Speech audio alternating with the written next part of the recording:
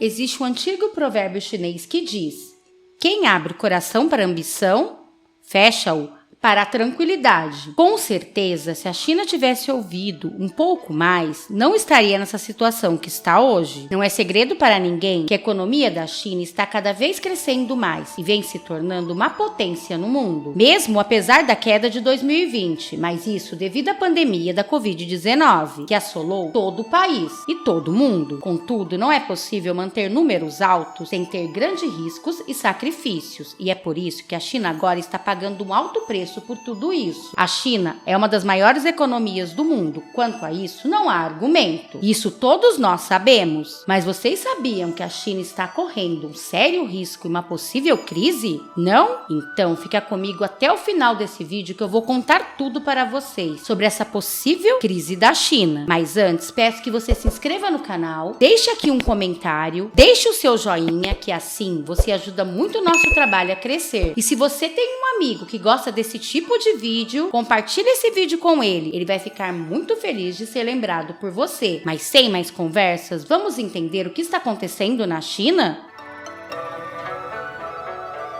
O que está acontecendo na China se resume em duas palavras: expansão imobiliária. Ao longo dos últimos anos, a China experimentou o que muitos consideram ser uma bolha imobiliária, pois os cidadãos chineses preferiram investir seu dinheiro em imóveis como uma rede de segurança, fazendo com que o mercado imobiliário aumentasse 2 dígitos ano após ano. Além disso, a urbanização na maior parte da China rural, combinada com a pressão social para possuir uma casa própria, causou uma mudança maciça para as cidades que ofereciam maiores oportunidades e maior potencial de ganhos, aumentando assim ainda mais a demanda. O fato é que o país estava construindo 5 vezes mais casa que os Estados Unidos e a Europa juntos. Ainda assim, essa oferta era tão limitada que algumas cidades usaram um sistema de loteria para decidir quem compraria uma casa. Isso levou até 70% da riqueza do país, que está vinculada ao mercado imobiliário, que é mais do que o dobro do que temos nos Estados Unidos, por exemplo. Entretanto, também havia outro problema. As pessoas acreditavam que o mercado imobiliário era um investimento tão bom que literalmente comprariam qualquer coisa que eles poderiam obter. Porque mesmo se eles não morassem lá e os mantivessem vazio, eles sempre poderiam vender no futuro com um lucro. Neste ponto, os valores das propriedades estavam subindo tão rapidamente que os construtores começaram a fazer pré-venda de unidades nesse sistema. O comprador começaria a fazer pagamentos de uma propriedade que existia somente no papel, com a expectativa de que seria mais barato comprar hoje do que seria no futuro, já que os valores das propriedades continuaram subindo. A promessa de ganho era tão boa que não importava quanto custasse o imóvel. Os compradores gastariam até 23 vezes sua renda anual para comprar uma casa. As parcelas eram tão altas que às vezes consumiam mais da metade do salário bruto do comprador. O que acontecia é que muitas das vezes essas pessoas se endividavam muito, emprestavam dinheiro de amigos e parentes só para ter sua casa própria. Para vocês verem como esse mercado imobiliário estava crescendo na China. E esse movimento mercadológico de aumento da demanda de construção significou que há menos supervisão em termos de qualidade de construção. Isso levou, é claro, a problemas substanciais de falha nas construções, pois os construtores cortaram custos para economizar dinheiro e assim maximizar seus lucros. O problema é que essas unidades pré-vendidas não estavam sendo concluídas. A verdade, conforme dizem alguns especialistas do mercado imobiliário internacional, é que algumas das maiores incorporadoras imobiliárias estavam usando o dinheiro dessas pré-vendas para custear novos projetos, com o objetivo de obter ainda mais depósitos de pré-venda. Esse sistema é conhecido como Ponzi,